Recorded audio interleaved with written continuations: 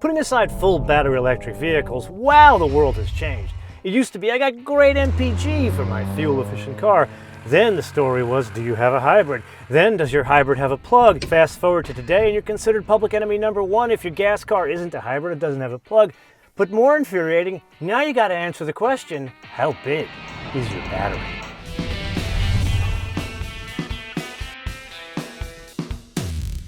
Come on, are you really surprised that we have an electric motor and a larger battery strapped to the GLC? You knew this was coming.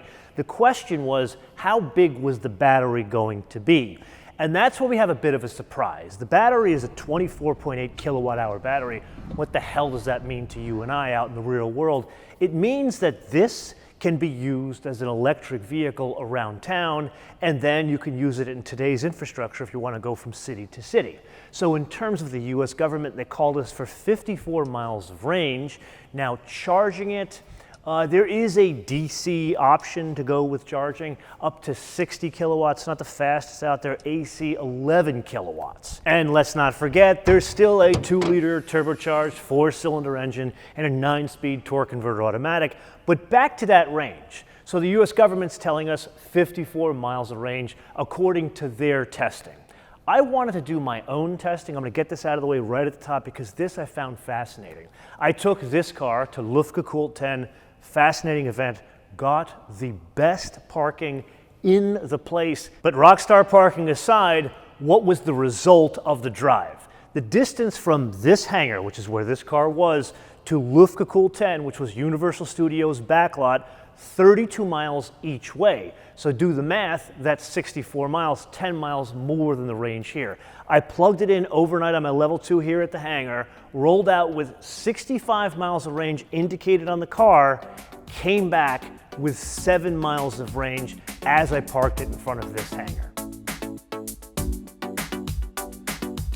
You guys know the drill by now. Anytime you graft on an electric motor and a pretty sizable battery, that is going to come with a healthy side dish of mass. 4,277 pounds, or depending on expressive weights and measures, 1,940 kilograms. But what's important, how does that relate to the GLC without the electric motor and the battery? If you were to go from 2-wheel drive ICE to this, 400 pounds more. If you go to all-wheel drive ICE to this, 300 pounds more. With that sport mode. The regular GLC does not do that. It's not a fast car, but it picks up and goes more so than the average baby buggy. You do notice in the sport mode, you feel like you're straining the 4-cylinder a bit more. You're getting that instantaneous torque from the electric motor, and that's a good thing. Now, huge point of order here. This has a full electric mode because you have that larger battery we talked about. So with that, let's stop here. Don't try this at home. No one is around. And let's go into full electric mode. Here we are, and it says electric. Now, if I drop the hammer here, it's gonna switch to gas, so I'm not gonna go too fast. And here, it's an electric vehicle. Here, you feel, this is where I think Mercedes shines in the EV world. You and I have driven many of the EQs before. I'm not a fan because they're too luxurious. They're too soft. They're on the other side of the driving dynamic spectrum, or the ride quality spectrum from a Lexus, closer to what old Buicks used to be. That's what I don't like about them. These, when they mix it, when they do the plug-in hybrids, whether it's this one or the GLE, I feel like this is like a Mercedes from a time gone by. I feel like this personality. Basically, Mercedes they've engineered internal combustion engine in terms of both power delivery and overall ride quality and driving dynamics, and they've got it to a science. They're not there in electric, but when they graft on the electric motor to an existing ICE platform, that's when you get the magic back von Stuttgart, and it makes it drive more like a Mercedes that you've come to know over the past, 100+ years. Now, huge point of order. You and I, we're driving on battery here, but like most plug-in hybrids that are brought to the US, This will not charge in any of the modes. Yeah, there are some Porsches when you put them in like Sport Plus mode, they will charge, but for some odd reason, no one really tells you this. They don't let the systems in the US charge while driving because it impacts the fuel economy when they do the EPA test. That's if I'm reading the tea leaves correctly. The reality here is you're missing an opportunity where if I put it in sport mode or a charge mode, I'd like to get some of that electric back, say when I'm driving down the highway, and the idea is it's more efficient to use the gas. Let's build up more electricity so I can use it when I get off the exit. That's a missed opportunity, and all of them need to fix it, not just Mercedes.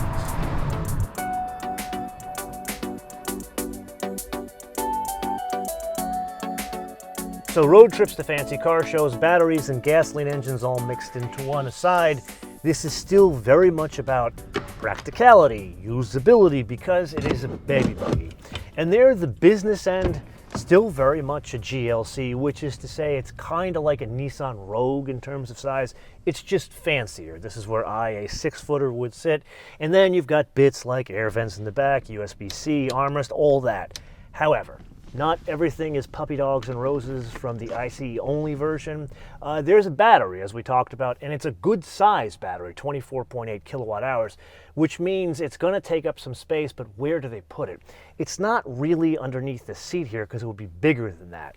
Instead, it's underneath the cargo area, which does take away some usability of the cargo, not just in how much cargo, it's basically not as tall. And then if you've seen the way back of pretty much any gasoline SUV, there's usually hidden storage underneath the cargo floor. Here, you really don't have that. There's like a sliver of hidden storage right by the tailgate, and that's pretty much it. And so we've come to that point in the episode where we have to ask the obvious question.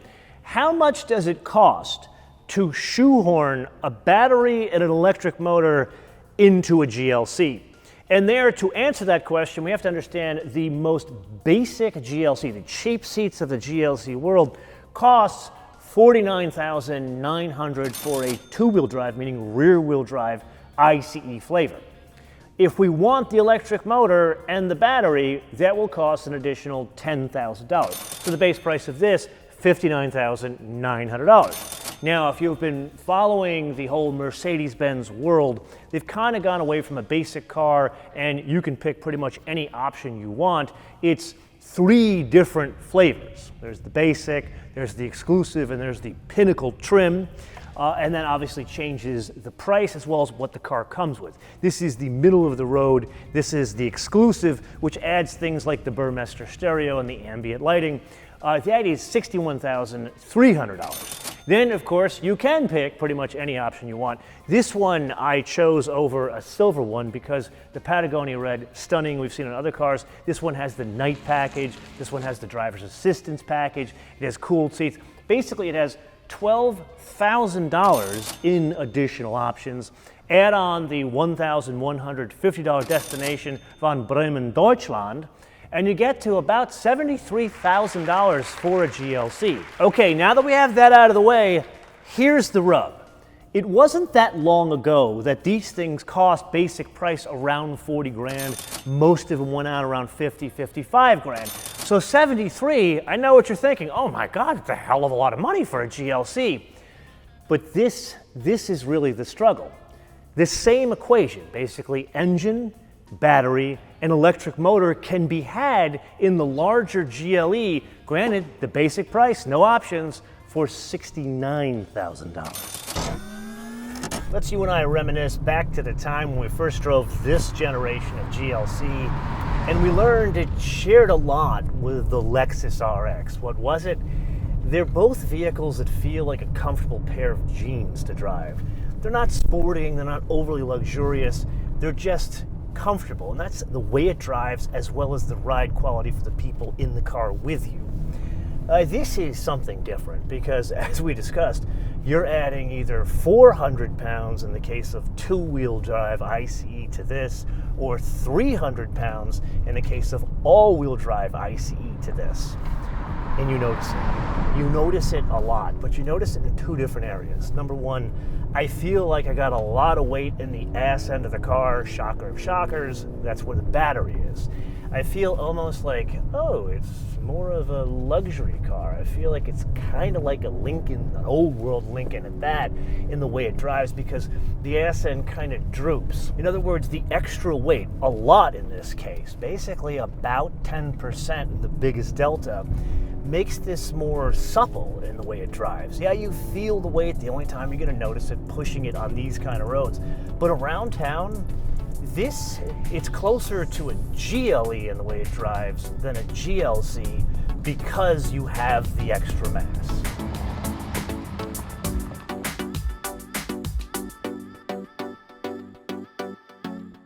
So if you really reflect upon it, this is the answer to the wish list that you and I posed 2-3 years ago, when we were having mandates crammed down our throats, and you and I realized the reality of EV is not going to happen for a long time. How about an interim step? This is your interim step, and we learned that it works incredibly well in a place like Los Angeles, but if I wanted to get behind the wheel and take it to, say, Scottsdale, I can do that without even thinking about it. At the end of the day, that is what luxury is, which brings us to the wish list. I like this. I like this a lot. I love the package. I love the way it looks. It works just as well as the existing GLC, only better. It's that price I have a problem with. For me, at $73,000, I would absolutely do the GLE. So my suggestion back to Stuttgart and the folks in Atlanta who do the product planning for this, maybe you get away from those like 3 different trim levels, and you make one trim level that has a lot of stuff in it, so you can amortize the cost of those bits to make this step up of 10 grand. I mean, if you think about it, that's 20% of the base price of the basic GLE. Make it a bit more palatable. That's just me reflecting on the growth of plug-in hybrids and using them in today's infrastructure.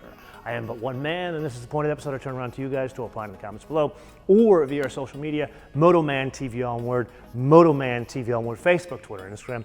And with that, if you found this episode fascinating, here is another vehicle, very similar equation, just not a 3-pointed star. You can see that here. Till we see you in the next episode. Bis später.